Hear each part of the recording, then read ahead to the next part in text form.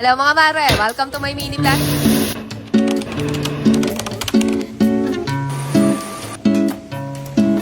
Magandang araw mga mare, dahil marami na raw nakakamiss ng ating mga luto serye, kaya eto at magpi-feeling chef muna ulit tayo for today's video.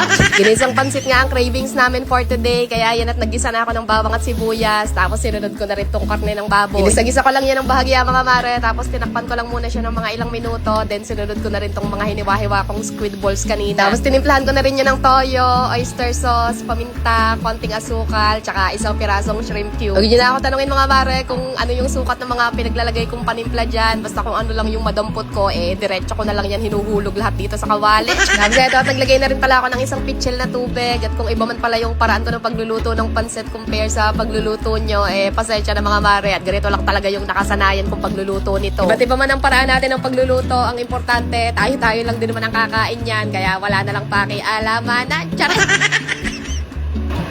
Ay, kulang sa tubig.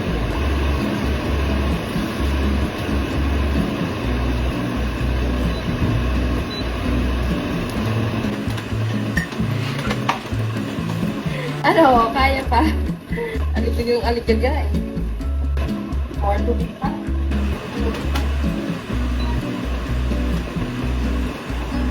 At kung inaakala nyo nga mga mare na expert ako sa pagluluto, dyan kayo nagkakamali.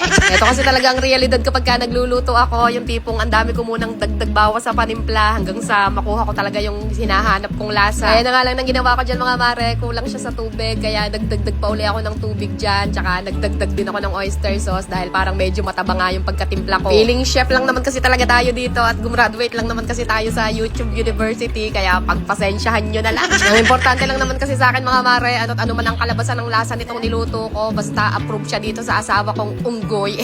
Talo-talo na yan. Opo. At syempre, ang pinaka-importante sa akin mga mare, approve din dito sa Batang Maliit yung niluto ko, kaya bahala kayo dyan kung magre-reklamo man kayo kung paano ko yan niluto. Kain, mga mare. So in fairness mga mare, hindi man siya ganun ka-appetizing tingnan sa video, pero ang sarap ng pagkaluto ko, promise. Tingnan nyo naman kasi at napa second round pa tong Batang Maliit, alam nyo naman may kasabihan tayo, hindi marunong magsinungaling ang mga bata.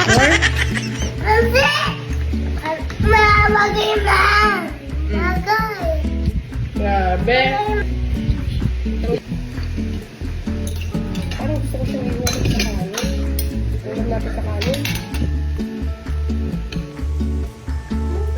Pagkatapos namin kumain mga mare, ako na yung nagligpit dito sa may mesa, tapos si Ate Emmy na yung naghugas ng mga pinagkainan. Nagtimpla lang din muna ako nitong ginagamit kong panglinis na Suds All-Purpose Cleaner at inuna ko na nga muna punasan tong upuan ng Batang Maliit. Mga times pa rin kasi talaga mga mare na medyo makalat pa rin talaga siya kumain, pero may mga times din naman na hindi naman ganito kakalat. Kaya sobrang laking tulong din talaga sa akin na meron akong ganitong mop vacuum sa bahay, kaya mas napapadali lang din yung paglilinis ko. Medyo pricey nga lang talaga yung ganitong klaseng gamit mga mare, pero para sa akin, sobrang worth it din naman siya dahil araw-araw ko nga siya nagagamit. So, ayun, at pagkatapos ko nga maglinis ng sahig, pinunas-punasan ko naman tong mesa namin. Then, nilagay ko lang din sa food container yung mga natira naming pagkain. Medyo naparami nga yung niluto ko ngayon mga mare. Kanina kasi bago ako nagluto nitong pansit, nagprito na rin ako nitong bangus. Kaya ito at itatabi ko na lang para mamaya, hindi na nga kami magluluto sa hapunan.